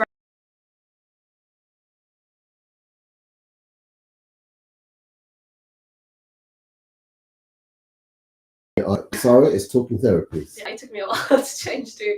But yeah, you can easily make your own referral online. You don't need us to do that for you. But yeah, if there there's an argument actually that if you're going to engage in that process, then you should. If you're not ready, sometimes like people might say, "Oh, okay, yeah, go and refer me," but they're not. Then they won't turn up. They won't go. Yeah, exactly. Until you want and then them to if they do it themselves, they're most likely to engage and actually do that. Yeah, definitely. I've got a question here. What are the requirements to become a social prescriber? Okay, so you don't really need any qualifications as such to become a social prescriber, but obviously my degree and my background is in mental health, and I think that quite helped me to get the job. You mind just talking us through your career journey, like from school? Well, a lot of people here are at school and stuff. Oh yeah, so sure. They're kind of deciding which careers they might want to join, and we're sort of saying, come along to the NHS because it's a great place to be. Even though before Amy started talking, but yeah, what made? Do you want to talk us through that a little? Sure.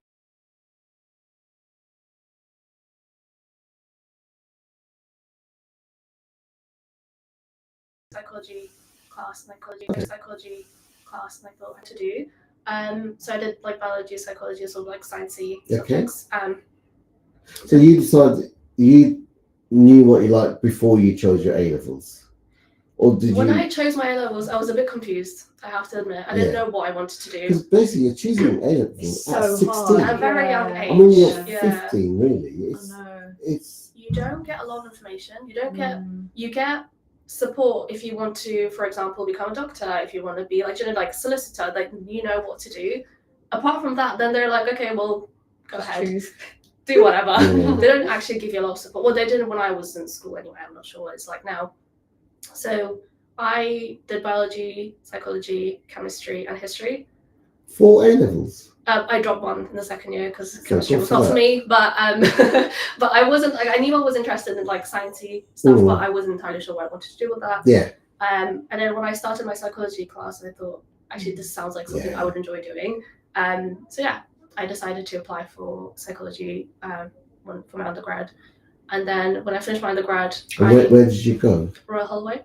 And was the application thing quite hard, or did you interviews? To apply for Yeah, unis. yes. So we did it through UCAS.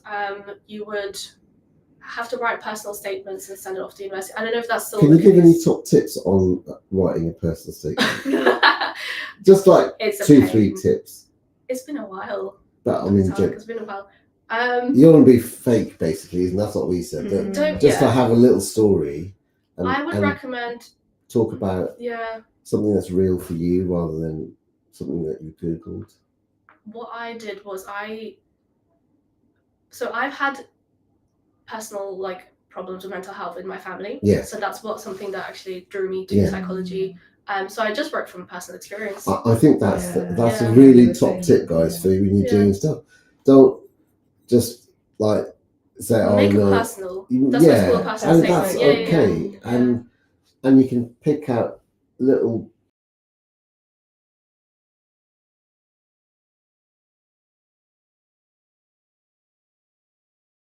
Thank you. Right.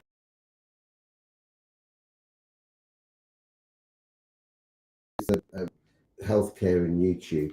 He was saying that actually when you go to university as well, like you still like are testing things, aren't you? There's psychology is such a big area, isn't it? Like it's a gateway thing, so you can do loads of different bits. How did you decide? He was talking about a rotation in health when he was doing his degree. Did you do a rotation as well? And then what bits did you enjoy? What bits did you? So the first year of university was quite broad. Yeah. So we had different classes like criminal psychology and health psychology and things like that. That helped a lot because then you would just be able to tell what are you more drawn to, what's like calling to you more. I think that helped me choose the clinical side of things. But I know a lot of my friends that went into forensic psychology, for example. Like CSI. Yeah, working in like prisons and things like that, which was not for me. But but yeah, so you get a better understanding. And in the later years, you get to choose the areas that you're interested in. So you don't.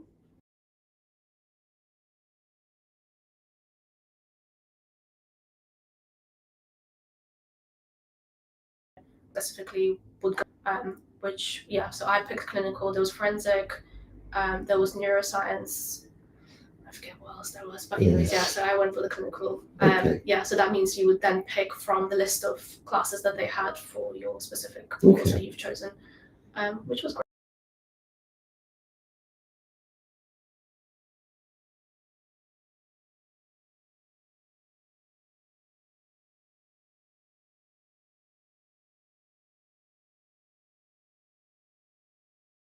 Right, yeah, I really enjoyed that. And then you got that out.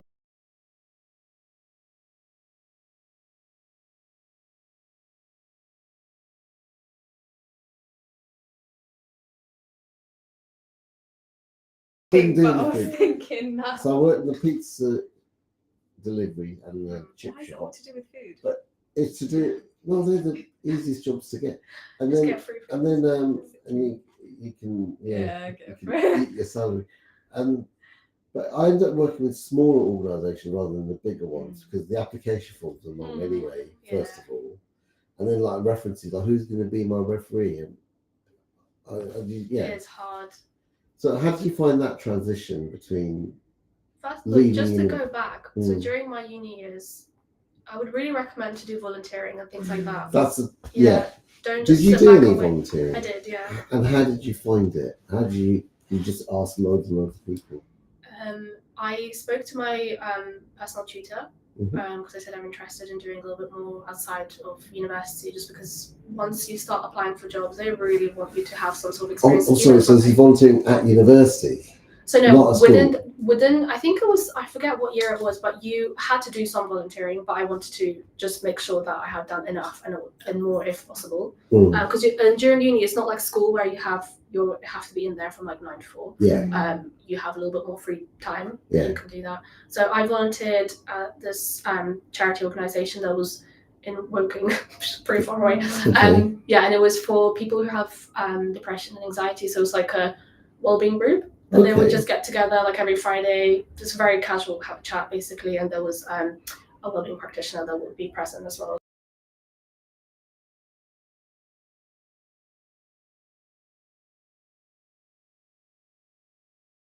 First, I don't know what I'm talking about, like being thrown in the deep end, but no, it was really great because she was obviously there and I was just sort of supporting her. Yeah. Yeah, it was very great, lovely to like meet all of the patients. And when I left, they all wrote me a card. Like, they were like, "Oh, we're gonna miss you." Yeah, that's really sweet. I really enjoyed that. But yeah, I would really recommend to get that done as soon as possible because as soon as you leave uni, that makes you realise that actually, do you know what, I like doing this, and if you've done it, but you got to keep trying different things because you don't know what you might like. That must have been really out your comfort zone. Yeah. Oh, so 100%. it's, and that's what we were talking about. That it's good to kind of do those things. Yeah, because first of all, you've got to travel.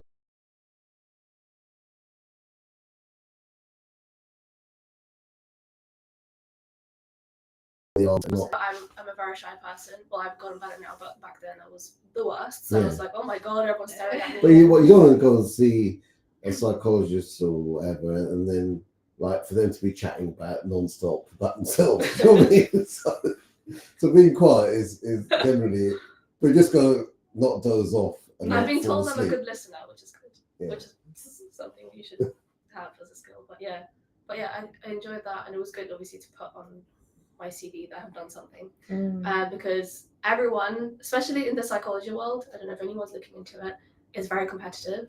So for you to have a good grade is really not that big of a deal. You really need other like extra things to set you up. Yeah, Okay. just to show that you are like willing to take the extra step to do that. So yeah, definitely recommend that. And then when I graduated, I wasn't sure what I wanted to do. Again, I was like not sure, do I apply for jobs, do I not do it? And then I decided to do my master's. Sorry, I'm just recovering from a cold. It's all, I'm getting a bit emotional myself. It's okay to cry on these webinars, isn't it? So, is it? Yeah, it's fine. Yeah, so I applied to do clinical mental health sciences in Sorry, UCL. what did you do? I did my master's in clinical mental health sciences. Okay. So that was what is that? So it was more on, again, we're just going more on towards clinical side of psychology. So we had a lot of like one-to-one with patients where people would come in and speak about their health issues and things like, I know because in uni it's all about textbooks, like, oh, you read, this is what depression is, great, move on. Whereas in the degree we had more of like case studies, we had people coming and speaking to us about their problems, and you got a little bit more like, human side of things, which is really interesting. I really enjoyed that. Again, you had to do a placement through in that year. I worked as a research assistant on this project that actually got published. You got a publication? I do. Little round of applause. Oh, thank you. Because Dr. Mood's still waiting for his first one. Look at you getting. Oh, thank you. Yeah, so I was working with people. What was your publication on? So it was about people who have learning disabilities and the effects of doing befriending with them. So if that. Oh right. So people who had mild to moderate depression, people with learning disabilities, and if befriending made any difference, it did. It did. In the study, that's what we found anyway. Yeah, it was really, really fun to be involved in that project. Unfortunately, I went to uni. Quite complicated actually, because there are a lot that goes on. The evaluation of that bit is going to be quite tough. I had to read.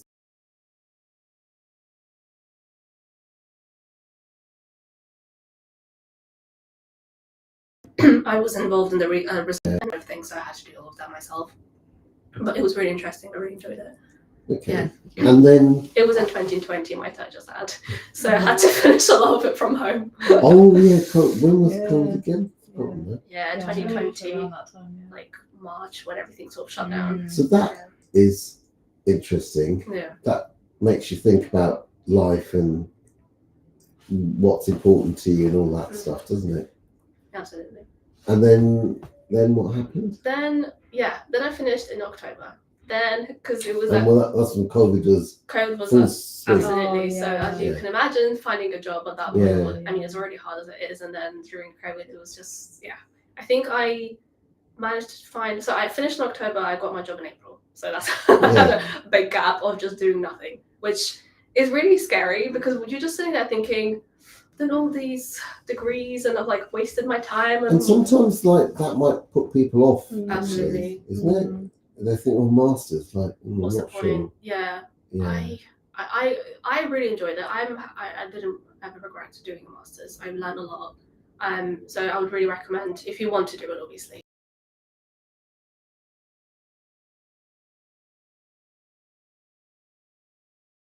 It's tough. And it's not anything to do with you. My friends that were in the same boat as me, I think that was one of the things that kept me going. It's like, okay, it's not just me that's struggling, and other people are struggling too. But yeah, eventually I ended up getting my first job was very local to me. It was like a little charity that support people with neurological conditions. Okay. So people who had like strokes, Parkinson's, things like that. Very close to where I live. And yeah, so I was working as a therapy assistant with them. I ended up actually staying with them for about 2 years because I enjoyed it so much I didn't want to leave. We had a lot of people like occupational therapists and physiotherapists, speech and language therapists, so I learned a lot from them.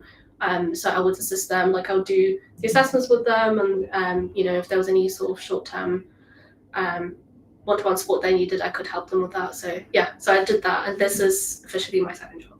All right. Yeah. So what made you change from clinical to this role? So within the psychology world, so my plan initially was, and I don't know about this, I'm still unsure, I'm still like trying to figure that out.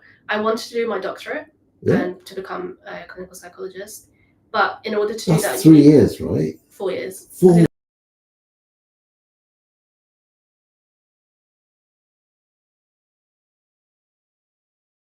apply, so you would log through to apply, so you would need, we're working with adults, etc. So I thought you could just be narrow.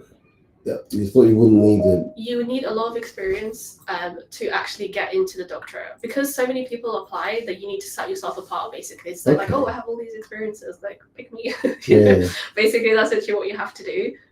So that's why I went into my first role. I thought it would be quite great, good introduction to neuroscience.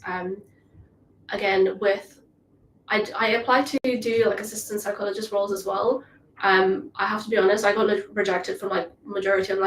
I got quite good grades and stuff, so I was like, okay, it's not me. No, I wouldn't beat yourself up about it. Dr. Reed got rejected for a job into there was shortlisted just one person, and they said, do you know what we're gonna do? I had my interview and everything, and they said, we'll get back to you. Yeah. So it's not. Yeah, don't take it personally, because I think I did it first, and I was like, but actually, it's not me. It's all and actually.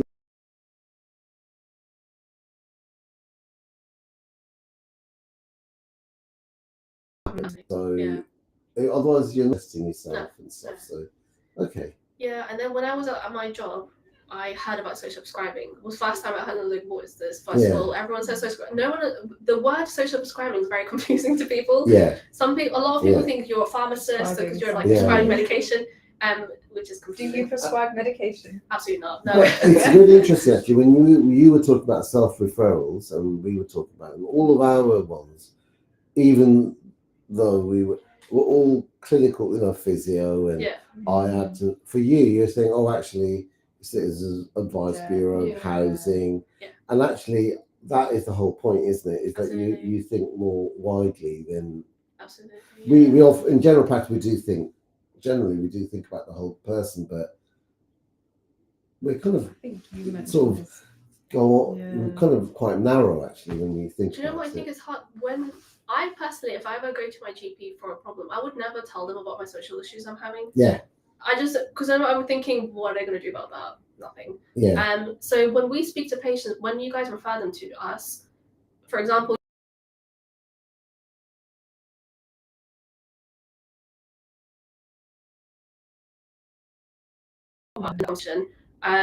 when we take that time, we give them that time to be able to talk to us and tell us what they're experiencing, and that's where we find all these issues that are like underlying. They probably haven't even thought about it, that it's a problem, but it's an issue that is contributing to the. If you look at those two things, like housing and benefits, for example, like we're not really familiar with any of the things around those two areas, and actually they're the two areas that have a huge impact on your Most health. we do is tell them to go to the Citizens Advice Bureau. That's about it. Otherwise, we're just referring to you. I think, like you were saying, there's not enough time. I'm sure when people are presenting and come into the practice, But they don't think to come. Even if you had all the time in the world, like we just don't know what options you've got available for housing or for financial stuff. Like I said, I'm like learning about new things like every day. Yeah. I'm not joking. Like I came across the organization literally yesterday and I thought, oh, this is great. And I had like, we have a group chat with all the social subscribers and I put it in like, oh, if you guys ever need that. And someone replied like, I was just looking for something like this. Like, how did you find it? Well, what was the organisation? So Just exercise. give them a shout out. This is actually this is already exists in how's it, Ealing exercise and referral program through Health Council, but they have it at Ealing as well, which I could not for the life of me find a referral form or how to refer a patient. Had to harass them for 3 weeks and somebody responded to my email. Because we do get some patients that are actually living in Ealing.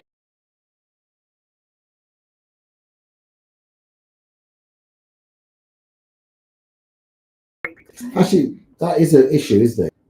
A very boundary. So if you live on the border of, say, that's true. Hounslow and Ealing, or Hounslow and Chiswick, or Twickenham, or like it's a little bit confusing in that sense. If the GP registered in the wrong place, then a lot of the services become unavailable. Mental health is one that is very strict. Mental health is very strict. District nurses as well. Yeah, they're the same. Question: can AI tools be used in primary care for triage referrals? We need to take that one. No, can you both be replaced with a chatbot? Probably. Well, not her, but probably me. I think so. I mean, I've always said that. I know you've always said it, but replaced by a pocket book a long time ago. I think my job will become like I can't see this being here in the next 10 years. Really? Can you imagine? Like, just I don't know. So we've got a robot guy sitting behind there, so we'll put your face on it. There you go. Just make it a little bit taller. Taller. Where is Ames? I don't like. Well, you can easily be replaced by the chatbot.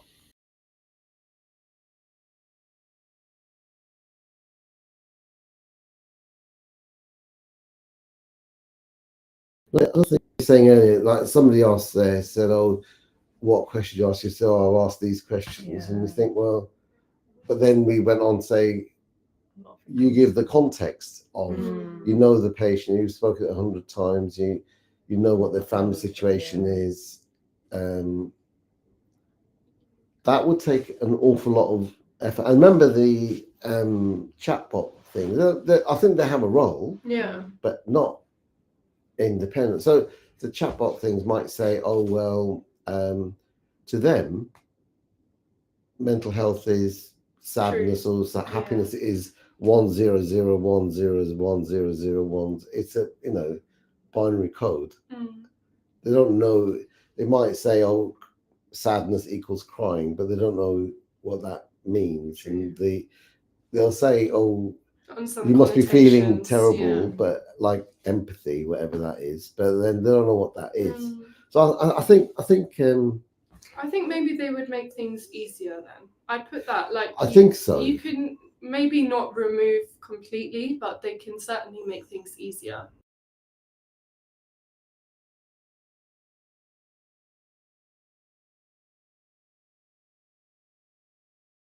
Not in patients behaviours and certain things. I mean, isn't we it? could use it for a start. Well, But I have no idea where to refer to, and where. It would be nice if that could my help brain.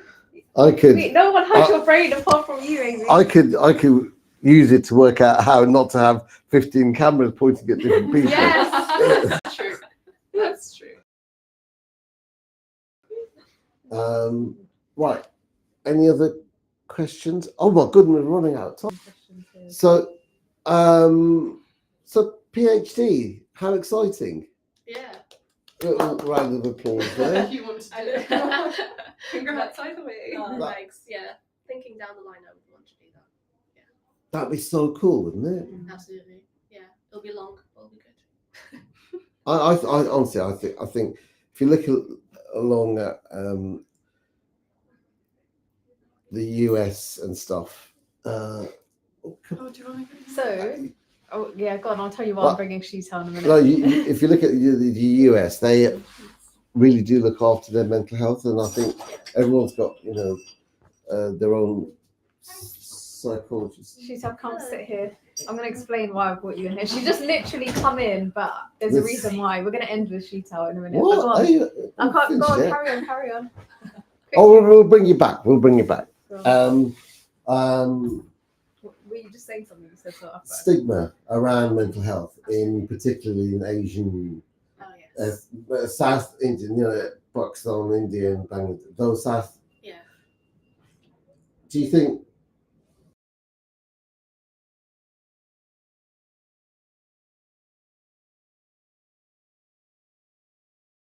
That's for sure. When I'm from Afghanistan originally, my parents are from there.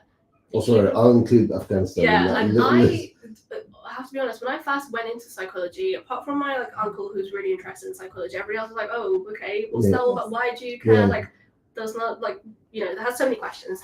But now I feel like I've spoken to so many people in my family, I've convinced them Nice. that it's quite nice to be able to do that. And But do you think they are just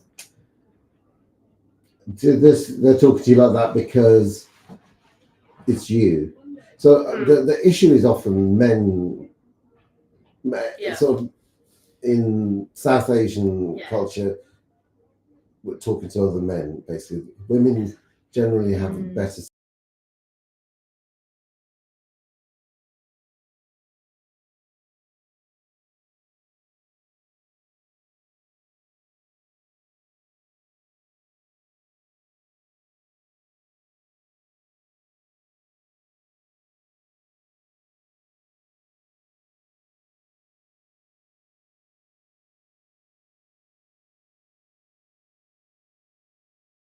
they are opening. So maybe that's a really good sign then. Still more difficult with guys. Yeah. They still are finding it harder to discuss things like that. But once you tell them, they're not close to it. Basically, they will listen, but they're not as forthcoming as the ladies. But that's only up until they get to the point of actually coming to you. Because Yeah. they would.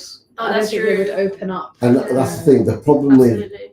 men is that this is more all men actually. So if you look at suicide rates, they're much higher for younger men. Absolutely. And they say, "Oh, how?" Even when they see their friends, they say, "Oh, how are you?" So, "I'm good, mate. How are you?" Yeah. So it's all like.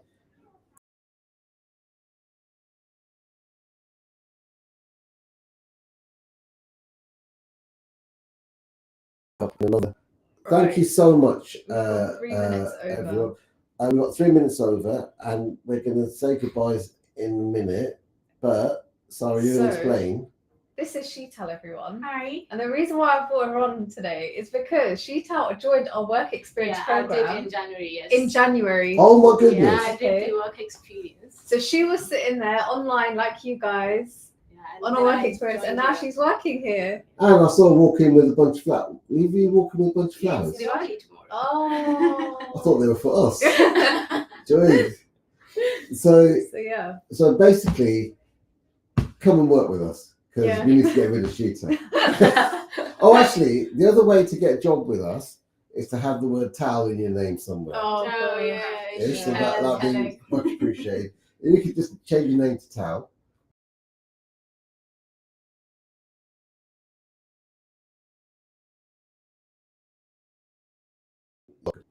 All right. No. Oh, I think you've got a meeting. Thanks, everyone. Please fill in the Motimate. If you have problems with that, then I've sent the email earlier on to admin@hios.org. Oh, someone said, very glad to see you. Oh, thank Zara. you. Oh, she's Zara from Hi. Buckingham as well. So yes, thank you, everyone, and we'll see you tomorrow. We should 7 only o'clock. work with people who've got our names Our from names, now yeah. on. I think so. Yeah, That makes that is the rule. All right, All right. guys, take care. See you See you tomorrow. tomorrow. Bye. Oh, there's such a nice bunch. And for the people.